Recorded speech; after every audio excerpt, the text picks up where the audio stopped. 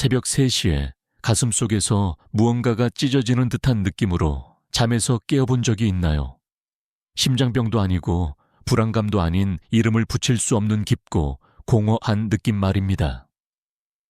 그리고 나서 당신은 손을 뻗어 휴대폰을 집어들고 자신이 기분이 나아지지 않을 것을 알면서도 멈출 수 없는 그런 이미지들, 영상들, 콘텐츠들을 스크롤합니다. 당신은 그것이 단순한 욕망이라고 스스로에게 말합니다. 그저 자연스러운 본능이라고, 몸이 작동하는 방식일 뿐이라고. 하지만 마음 깊은 곳에서 당신은 뭔가 잘못되었다는 것을 알고 있습니다.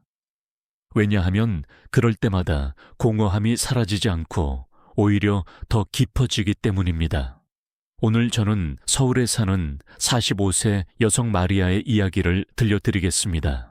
마리아는 성공적인 직업과 행복한 가정을 가지고 있지만 매일 밤 자신이 이름조차 기억하고 싶지 않은 웹사이트와 앱들 속에서 길을 잃는 자신을 발견했습니다.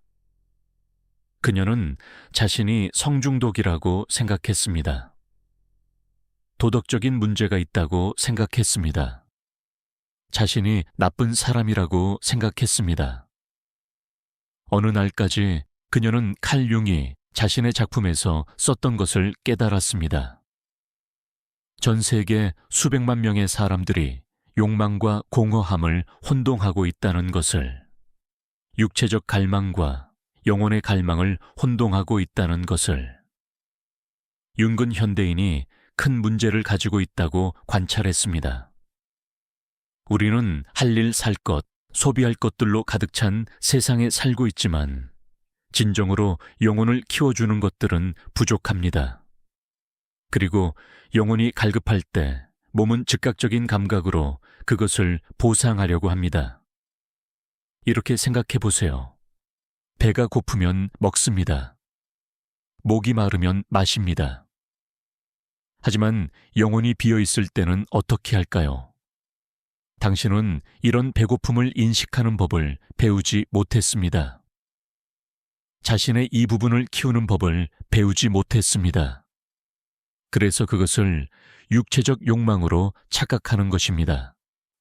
마리아와 같은 사람들과 15년간 일하면서 저는 이 패턴이 수백 번 반복되는 것을 보았습니다. 똑똑하고 성공적이며 선량한 남성과 여성들이 왜 그런지 이해할 수 없는 행동에 빠져드는 것을. 그들은 죄책감과 수치심, 그리고 왜 자신을 통제할 수 없는지에 대한 질문을 가지고 저를 찾아옵니다. 그리고 매번 답은 욕망을 통제하는 것에 있지 않았습니다. 답은 내면에서 실제로 일어나고 있는 진짜 배고픔을 이해하는 것에 있었습니다. 한국에서 심야 시간대 음란물 검색률이 300% 증가했다는 사실을 알고 계신가요? 한국인이 다른 사람들보다 성적 욕구가 높기 때문이 아닙니다. 압박과 경쟁 끝없는 기대로 가득 찬 사회에서 인간의 영혼이 무서울 정도로 외로워지기 때문입니다. 융은 다른 맥락에서 이것에 대해 썼지만 그 아이디어는 여전히 맞습니다. 그는 우리가 가장 깊은 자아와 연결되지 못할 때 잘못된 곳에서 그 연결을 찾게 된다고 말했습니다. 의미 없는 것들에서 의미를 찾으려 할 것이라고, 오직 소비만 있는 곳에서 사랑을 찾으려 할 것이라고. 그리고 이것이 바로 당신에게 일어나고 있는 일입니다. 이것이 바로 마리아에게 일어났던 일입니다. 이것이 바로 이 세상의 수백만 명의 다른 사람들에게 일어나고 있는 일입니다. 하지만 좋은 소식이 있습니다. 문제의 진정한 본질을 이해하게 되면 그것을 해결하기 시작할 수 있습니다. 욕망과 싸우는 것이 아니라, 자신을 처벌하는 것이 아니라, 진정으로 갈급한 영혼의 부분을 키워주는 것으로. 앞으로 20분 동안 저는 당신을 깊은 자기 발견의 여행으로 안내하겠습니다. 진정한 욕망과 영혼의 배고픔을 구별하는 방법을 보여드리겠습니다. 윤기, 우리가 진정한 자아와 연결될 수 있도록 개발한 도구들을 공유하겠습니다. 그리고 가장 중요하게는 그 공허함을 뿌리부터 치유하는 방법을 안내해 드리겠습니다. 왜냐하면 당신은 즉각적인 감각에 지배받지 않는 삶을 살 자격이 있기 때문입니다. 진정한 의미로 키워지는 삶을 살 자격이 있습니다. 자신이 진정으로 무엇을 필요로 하는지 이해할 자격이 있습니다. 그러니 이 여행을 함께 시작해 봅시다. 융기 인간의 온전함으로 가는 길이라고 부른 것을 함께 탐험해 봅시다. 당신이 지금 경험하고 있는 것은 단순한 육체적 욕망이 아닙니다. 그것은 훨씬 더 깊고 더 복잡하며 더 인간적인 것입니다. 그것은 당신의 영혼이 진정한 연결, 진정한 의미, 진정한 사랑을 갈망하고 있다는 신호입니다. 현대 사회에서 우리는 끊임없이 자극받고 있습니다. 소셜미디어 광고, 뉴스 업무의 압박. 우리의 신경계는 24시간 활성화되어 있고 우리의 마음은 평화를 찾을 시간이 없습니다. 이런 상황에서 우리의 영혼은 무엇을 하려고 할까요? 윤근 이것을 집단 무의식의 그림자라고 불렀습니다. 우리가 인정하지 않으려는 우리가 보고 싶지 않은 우리 자신의 부분들. 하지만 이 그림자들은 사라지지 않습니다. 그들은 다른 방식으로 자신을 표현합니다. 마리아의 경우를 더 자세히 살펴봅시다. 그녀는 아침 6시에 일어나 아이들을 학교에 보내고 9시부터 여금시까지 일하며 저녁에는 가족과 시간을 보냅니다. 완벽한 일상처럼 보입니다. 하지만 그녀가 언제 자신만의 시간을 가졌을까요? 언제 자신의 내면의 목소리를 들었을까요? 언제 자신의 꿈과 열망에 대해 생각했을까요?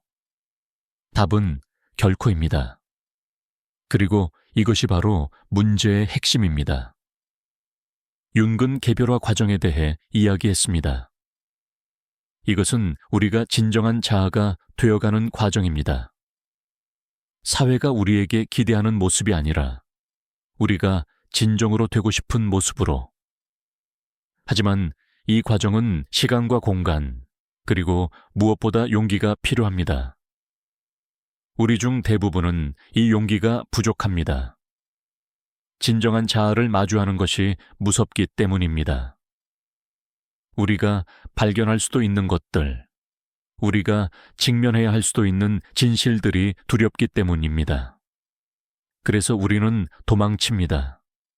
그리고 가장 쉬운 도피처가 바로 즉각적인 만족입니다. 하지만 여기서 흥미로운 일이 일어납니다. 우리가 진정한 자아로부터 도망칠수록 우리의 그림자는 더욱 강해집니다. 우리가 무시하는 욕구들은 더욱 극단적인 방식으로 자신을 표현하려고 합니다. 이것이 바로 마리아에게 일어난 일입니다. 그녀가 자신의 창의성을 무시할수록, 자신의 자유에 대한 갈망을 억압할수록, 자신의 감정적 욕구를 부정할수록 이 모든 것들이 왜곡된 성적 충동으로 나타났습니다. 윤근 이를 에너지 변환의 법칙이라고 불렀습니다. 정신적 에너지는 사라지지 않습니다. 그것은 단지 다른 형태로 변환될 뿐입니다. 건강한 창의적 표현으로 변환될 수도 있고 파괴적인 강박으로 변환될 수도 있습니다. 그렇다면 해답은 무엇일까요? 첫 번째 단계는 인식입니다. 당신이 경험하고 있는 것이 정말로 성적 욕망인지 아니면 다른 무언가에 대한 갈망인지 알아차리는 것입니다. 다음번에 그런 충동을 느낄 때 잠시 멈추고 자신에게 물어보세요. 지금 내가 정말로 원하는 것은 무엇인가?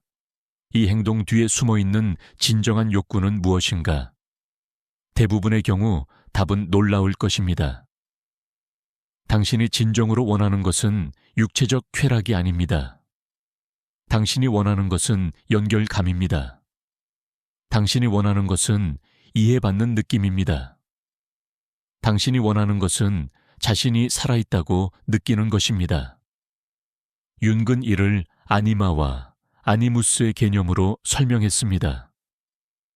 남성 안의 여성적 측면과 여성 안의 남성적 측면. 이 내면의 반대 성별은 우리에게 완전함을 가져다 줍니다. 하지만 현대 사회에서 우리는 이 내면의 반대 성별과의 진정한 만남을 외면하고 대신 외부의 성적 자극으로 그것을 대체하려고 합니다. 마리아의 경우 그녀의 아니무스, 즉 내면의 남성적 측면이 표현을 원하고 있었습니다. 그녀는 강하고 독립적이며 모험적인 자신의 측면을 억압하고 있었습니다. 그리고 이 억압된 에너지가 왜곡된 성적 판타지로 나타났습니다. 하지만 그녀가 이것을 깨달았을 때 모든 것이 바뀌기 시작했습니다. 그녀는 자신의 내면의 남성적 측면을 건강한 방식으로 표현하기 시작했습니다. 새로운 취미를 시작했고 더 주장적이 되었으며 자신의 꿈을 추구하기 시작했습니다. 그리고 놀랍게도 그녀의 강박적인 성적 행동은 저절로 사라졌습니다. 그녀가 그것을 억압했기 때문이 아닙니다. 그녀가 그것을 대체할 더 나은 무언가를 찾았기 때문입니다. 이것이 융심리학의 아름다운 점입니다. 그것은 우리에게 자신과 싸우라고 말하지 않습니다. 대신 자신을 이해하라고 말합니다. 자신의 그림자를 적으로 여기지 말고 통합해야 할 부분으로 여기라고 말합니다. 하지만 이 과정은 쉽지 않습니다. 그것은 용기와 인내, 그리고 무엇보다 자기 연민이 필요합니다. 당신은 자신을 판단하지 않고 바라볼 수 있어야 합니다. 자신을 비난하지 않고 이해할 수 있어야 합니다. 융은 이를 그림자와의 춤이라고 불렀습니다. 우리는 그림자를 제거할 수 없습니다. 그것은 우리의 일부이기 때문입니다. 하지만 우리는 그것과 건설적인 관계를 맺을 수 있습니다. 이제 실용적인 단계들을 살펴봅시다. 첫째, 일지 쓰기를 시작하세요. 하지만 일반적인 일기가 아닙니다. 융의 능동적 상상법을 사용한 일지입니다. 당신의 충동이나 감정을 의인화하고 그들과 대화를 나누세요. 그들이 무엇을 원하는지, 왜 그렇게 행동하는지 물어보세요. 둘째, 꿈 작업을 하세요. 꿈은 무의식의 언어입니다. 당신의 꿈을 기록하고 그 상징들이 무엇을 의미하는지 탐구해보세요. 특히 성적인 꿈들을 주의 깊게 살펴보세요. 그들은 종종 성적인 것과는 전혀 다른 메시지를 담고 있습니다. 셋째, 창의적 표현을 찾으세요. 그림 그리기, 글쓰기, 춤추기, 음악 만들기. 어떤 형태든 상관없습니다. 중요한 것은 당신의 내면의 에너지가 건설적인 방식으로 표현될 수 있는 통로를 만드는 것입니다. 넷째, 명상이나 성찰의 시간을 가지세요. 하루에 단 10분이라도 조용히 앉아서 자신의 내면을 관찰하세요. 판단하지 말고 단지 관찰하세요. 어떤 감정들이 올라오는지, 어떤 생각들이 지나가는지, 어떤 감각들이 느껴지는지. 다섯째, 진정한 친밀감을 추구하세요. 이것은 성적인 친밀감을 의미하는 것이 아닙니다. 정서적, 정신적, 영적 친밀감을 의미합니다. 당신의 파트너나 친구들과 더 깊은 대화를 나누세요. 당신의 진정한 감정과 생각을 공유하세요. 여섯째, 자연과 시간을 보내세요. 현대인의 많은 문제들은 자연과의 단절에서 비롯됩니다.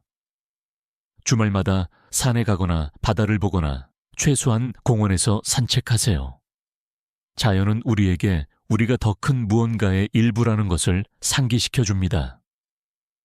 일곱째, 영적 실천을 개발하세요.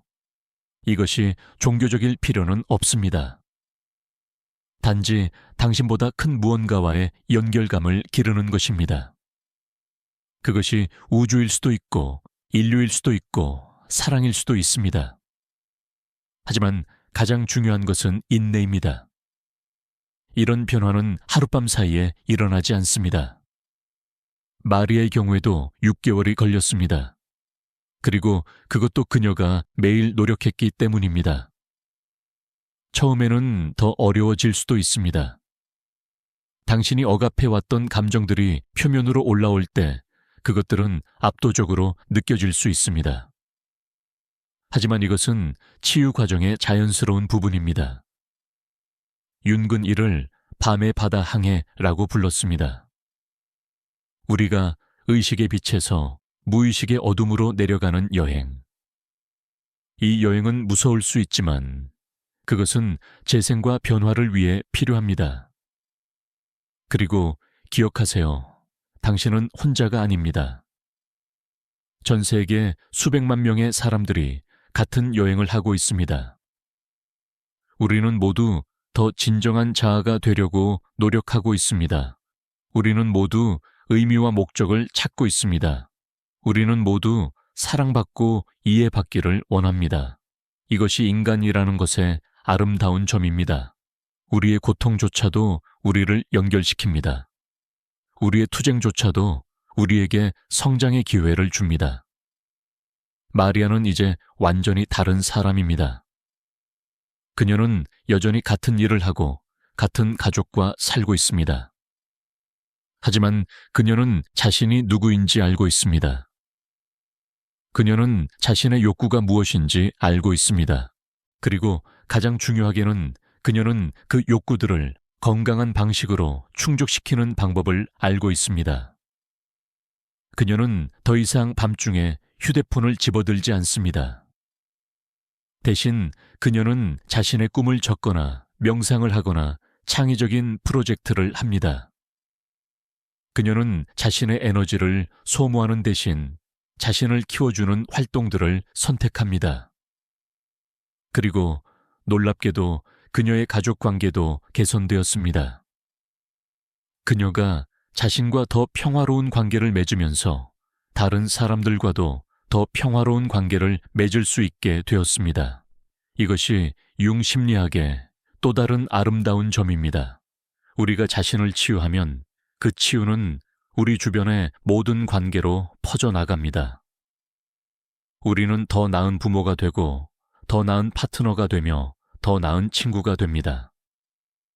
하지만 여기서 한 가지 더 말씀드리고 싶은 것이 있습니다. 마리아의 이야기에는 제가 아직 말하지 않은 부분이 있습니다. 그것은 그녀가 이 과정에서 발견한 놀라운 진실입니다.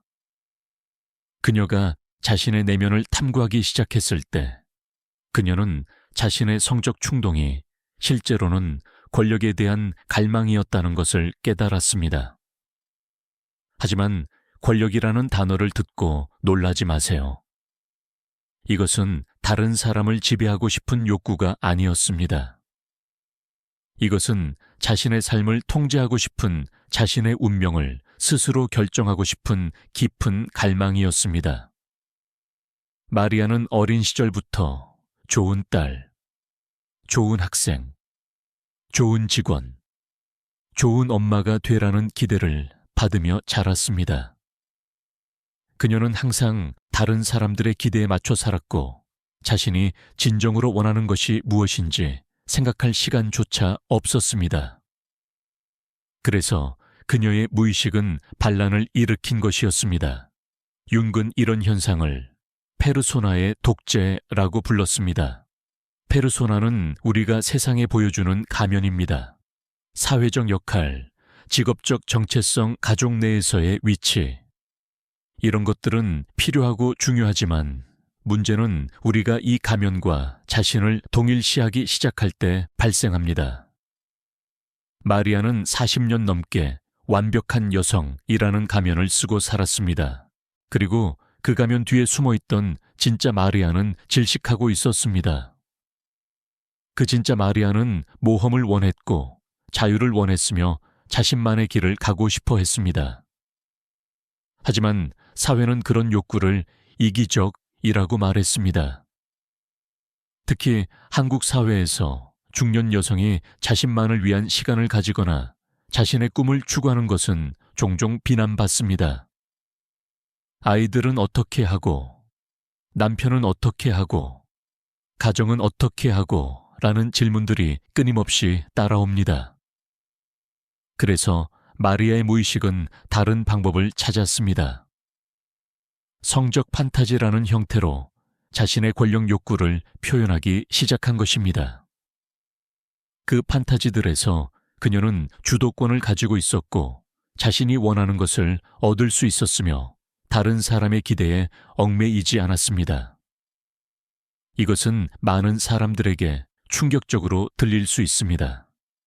하지만 융은 이미 100년 전에 이런 현상을 예견했습니다. 그는 억압된 정신적 에너지가 얼마나 창의적인 방식으로 자신을 표현하는지 관찰했습니다.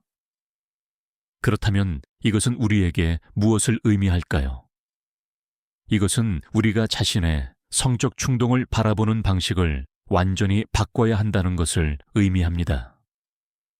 그것들을 단순히 억압하거나 만족시킬 대상으로 보는 것이 아니라 우리 내면의 더 깊은 욕구들의 상징적 표현으로 봐야 한다는 것입니다. 저는 이런 관점을 가지고 수많은 사람들과 작업해 왔습니다. 그리고 매번 놀라운 발견을 하게 됩니다. 성적 중독이라고 생각했던 것이 실제로는 창의성에 대한 갈망이었던 경우, 불륜에 대한 충동이 실제로는 새로운 자아를 탐험하고 싶은 욕구였던 경우, 포르노 중독이 실제로는 진정한 친밀감에 대한 갈망이었던 경우, 이런 발견들은 단순히 흥미로운 심리학적 관찰이 아닙니다. 이것들은 우리의 삶을 완전히 변화시킬 수 있는 열쇠들입니다. 예를 들어 저는 한 남성 고객과 작업한 적이 있습니다. 그를 준호라고 부르겠습니다. 준호는 30대 후반에 성공한 사업가였지만 밤마다 온라인 포르노를 보는 것을 멈출 수 없었습니다. 그는 자신이 도덕적으로 타락했다고 생각했고 아내에게 들킬까봐 두려워했습니다. 하지만 우리가 그의 내면을 탐구했을 때 놀라운 사실이 드러났습니다. 준호는 어린 시절부터 남자는 강해야 한다. 남자는 약함을 보이면 안 된다는 메시지를 받으며 자랐습니다. 그는 자신의 감정을 표현하는 것을 배우지 못했고 다른 사람에게 의존하는 것을 부끄러워했습니다. 그런데 그가 보는 포르노의 패턴을 분석해보니 그는 항상 여성이 주도권을 가지고 있는 콘텐츠를 선호했습니다. 무의식적으로 그는 누군가에게 의존하고 돌봄을 받으며 자신의 통제를 내려놓고 싶어 했던 것입니다. 융의 용어로 말하자면 준호의 아니마, 즉 내면의 여성적 측면이 표현을 원하고 있었습니다. 그의 아니마는 부드러움, 수용성, 감정적 개방성을 나타냅니다.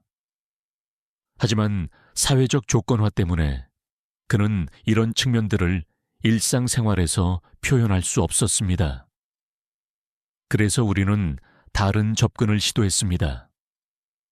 준호에게 명상을 가르쳤고 감정일지를 쓰게 했으며 가장 중요하게는 아내와의 대화에서 자신의 취약함을 표현하는 연습을 하게 했습니다. 처음에는 매우 어려웠습니다. 준호는 자신이 약해 보일 것을 두려워했습니다. 하지만 점차 그는 진정한 강함이 취약함을 인정하는 데서 나온다는 것을 깨달았습니다. 그리고 놀라운 일이 일어났습니다. 그가 일상생활에서 자신의 아니마를 건강하게 표현하기 시작하면서 포르노에 대한 충동이 크게 줄어들었습니다. 그는 더 이상 그것을 통해 자신의 억압된 측면을 경험할 필요가 없었기 때문입니다. 이런 사례들이 우리에게 보여주는 것은 명확합니다. 우리가 문제라고 생각하는 것들이 종종 해답을 향한 잘못된 방향의 시도들이라는 것입니다.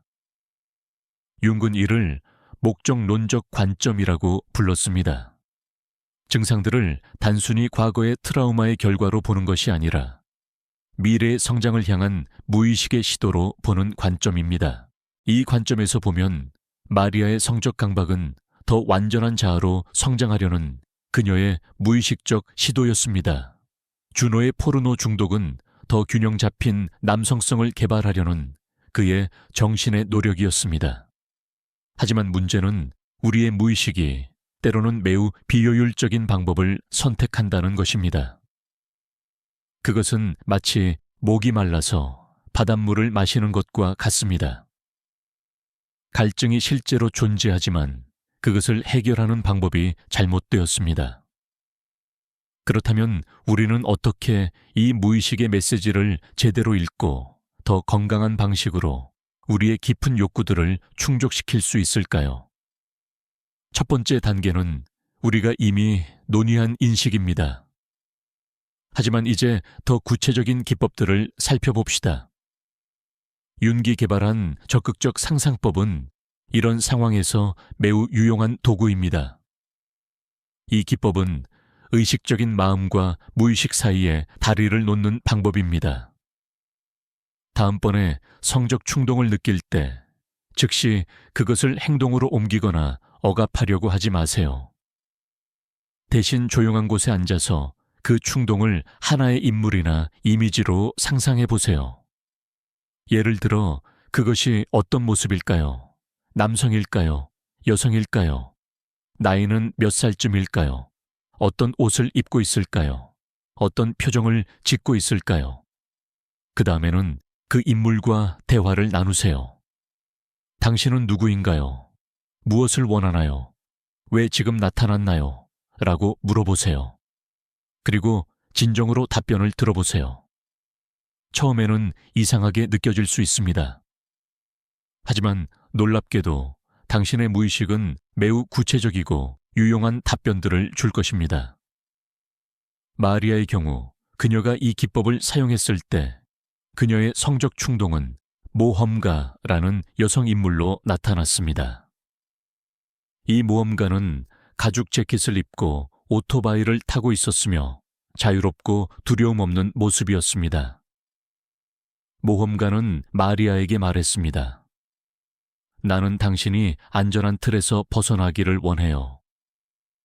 나는 당신이 새로운 것들을 시도하고 위험을 감수하며 진정으로 살아있다고 느끼기를 원해요. 이 대화를 통해 마리아는 자신의 성적 충동이 실제로는 모험과 자유에 대한 갈망이었다는 것을 깨달았습니다. 그리고 그녀는 이 욕구를 성적인 방식이 아닌 다른 방식으로 충족시킬 수 있다는 것을 알게 되었습니다. 주노의 경우는 더욱 흥미로웠습니다. 그의 충동은 여신이라는 인물로 나타났습니다.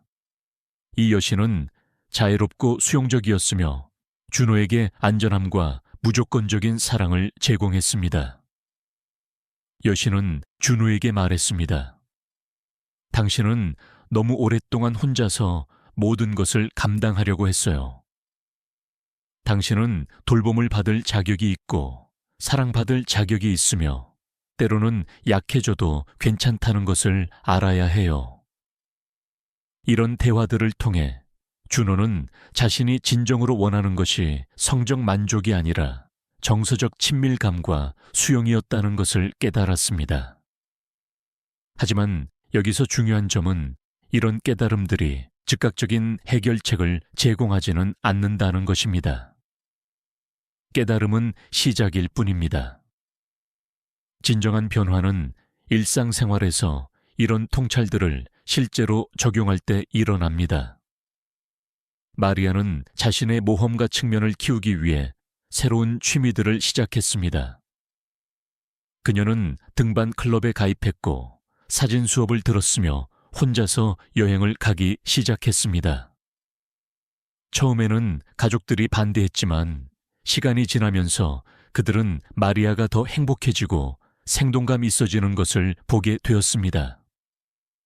주노는 자신의 여신 측면을 키우기 위해 다른 접근을 택했습니다. 그는 아내와 더 깊은 감정적 대화를 나누기 시작했고 친구들과의 관계에서도 더 진정성 있게 행동했습니다. 그는 또한 명상과 요가를 시작해서 자신의 내면의 여성적 측면과 더 연결되었습니다. 이런 변화들은 쉽지 않았습니다. 기존의 패턴을 바꾸는 것은 항상 어렵고 때로는 주변 사람들의 저항에 부딪히기도 합니다. 하지만 융은 말했습니다. 개별화의 길은 고독한 길이다. 하지만 그것은 진정한 자에게로 가는 유일한 길이기도 하다. 그리고 결과는 그들의 모든 노력을 보상했습니다. 마리아와 주노 모두 자신들의 성적 강박에서 벗어났을 뿐만 아니라 더 풍부하고 의미 있는 삶을 살게 되었습니다. 하지만 저는 여기서 한 가지 더 중요한 점을 강조하고 싶습니다. 이런 변화의 과정에서 가장 중요한 것은 자기 연민입니다. 우리는 종종 자신의 약점이나 문제들에 대해 매우 가혹하게 판단합니다. 우리는 자신을 비난하고 부끄러워하며 때로는 자신을 증오하기까지 합니다. 하지만 융은 우리에게 다른 관점을 제시합니다. 그는 우리의 증상들이 실제로는 성장을 향한 시도들이라고 봤습니다. 비록 잘못된 방향이긴 하지만 그것들은 우리의 정신이 더 완전해지려고 노력하는 증거들입니다. 이 관점에서 보면 우리는 자신을 비난할 이유가 없습니다. 대신 우리는 자신의 무의식이 우리에게 보내는 메시지에 감사해야 합니다. 그리고 그 메시지를 더 건설적인 방식으로 실현할 방법을 찾아야 합니다. 마리아는 이것을 깨달았을 때 큰 안도감을 느꼈다고 말했습니다. 처음으로 제가 나쁜 사람이 아니라는 것을 깨달았어요. 저는 그저 잘못된 방법으로 올바른 것을 추구하고 있었던 거예요. 이런 자기 연민의 태도는 치유 과정에서 절대적으로 중요합니다. 자신을 비난하는 마음은 방어 기제를 활성화시키고 진정한 변화를 방해합니다. 하지만 자기 연민은 마음을 열고 새로운 가능성들을 탐구할 수 있게 합니다. 융은 또한 그림자의 통합에 대해 이야기했습니다. 그림자는 우리가 인정하고 싶지 않은 자신의 측면들입니다. 하지만 융에 따르면 그림자를 제거하려고 하는 것은 불가능할 뿐만 아니라 바람직하지도 않습니다. 대신 우리는 그림자를 의식으로 가져와서 통합해야 합니다. 이것은 그림자의 부정적인 측면들을 행동으로 옮기라는 뜻이 아닙니다. 그것들을 인정하고 이해하며 건설적인 방식으로 표현할 방법을 찾으라는 뜻입니다. 예를 들어 마리아의 모험가 그림자는 무책임한 방식으로 표현될 수도 있었습니다.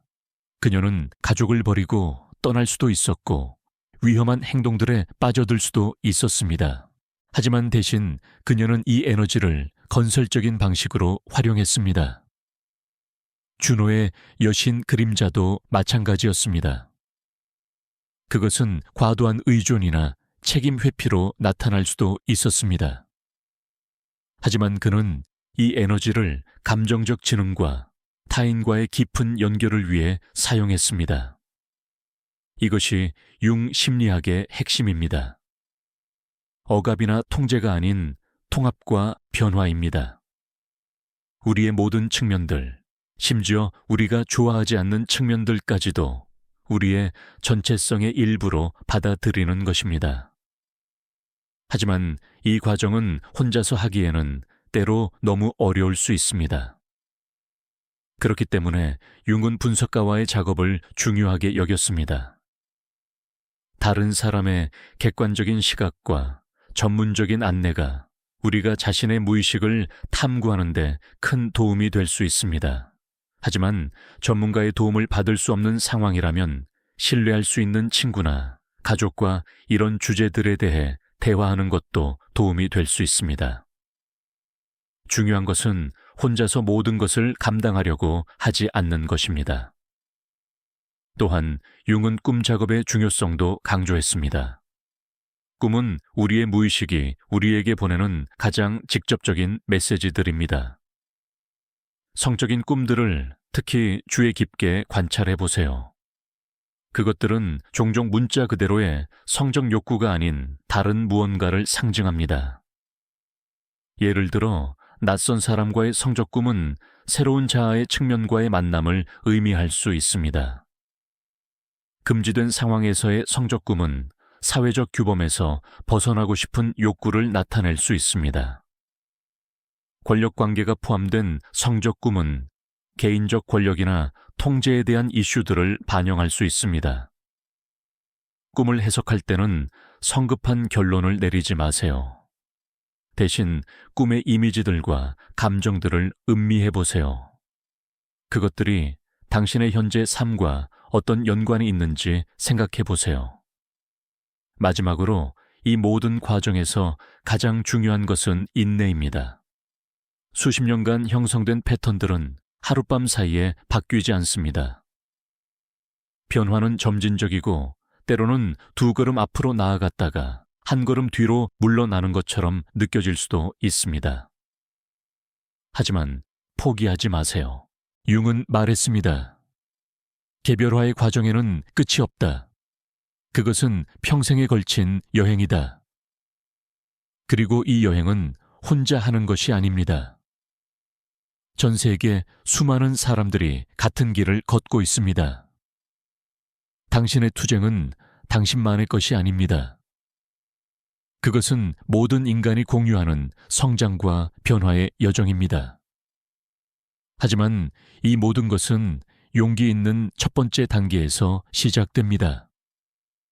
자신의 행동 뒤에 숨어 있는 진정한 욕구를 인정하는 용기. 자신이 완벽하지 않다는 것을 받아들이는 용기. 변화가 가능하다고 믿는 용기. 당신에게는 이 용기가 있습니다. 당신이 이 영상을 보고 있다는 사실 자체가 그것을 증명합니다. 당신은 이미 자신에게 무언가 다른 것이 가능하다는 것을 알고 있습니다. 그러니 오늘부터 시작해 보세요. 작은 것부터 시작하세요. 자신의 감정을 관찰해 보세요. 자신의 욕구를 탐구해 보세요. 자신의 꿈을 기록해 보세요. 그리고 기억하세요. 이것은 목적지가 아니라 여행입니다. 완벽한 상태에 도달하는 것이 목표가 아닙니다. 더 진정한 자아가 되어가는 것이 목표입니다. 융은 말했습니다. 당신의 비전은 마음이 명확해질 때만 명확해집니다. 밖을 바라보는 사람은 꿈을 꾸고 안을 바라보는 사람은 깨어납니다. 오늘부터 안을 바라보기 시작하세요. 당신의 진정한 자아를 만나기 시작하세요. 당신이 정말로 누구인지, 무엇을 원하는지, 어디로 가고 있는지 발견하기 시작하세요. 왜냐하면 당신은 그저 생존하는 것 이상의 삶을 살 자격이 있기 때문입니다. 당신은 번영하고 성장하며 의미 있는 삶을 살 자격이 있습니다. 당신은 사랑받고 이해받으며 자신의 고유한 빛을 세상에 비출 자격이 있습니다. 이것이 융이 우리에게 주는 선물입니다. 자신을 이해하고 받아들이며 변화시킬 수 있는 도구들, 더 완전한 인간이 될 수 있는 지도. 그리고 기억하세요. 당신의 상처조차도 당신의 힘이 될 수 있습니다. 당신의 그림자조차도 당신의 빛의 일부가 될 수 있습니다. 당신이 지금 경험하고 있는 공허함조차도 당신을 더 깊은 충만함으로 이끌 수 있습니다. 그러니 두려워하지 마세요. 용기를 내세요. 그리고 이 아름답고 도전적인 인간이 되는 여행을 계속해 나가세요. 당신은 혼자가 아닙니다. 당신은 사랑받고 있습니다. 그리고 당신에게는 무한한 가능성이 있습니다. 이것이 바로 당신이 정말로 갈망하고 있는 것입니다. 이것이 바로 당신의 영혼이 부르고 있는 것입니다. 진정한 자아와의 만남, 진정한 목적과의 연결, 진정한 사랑으로의 각성. 오늘부터 그 부름에 응답해 보세요. 당신의 인생이 완전히 바뀔 것입니다.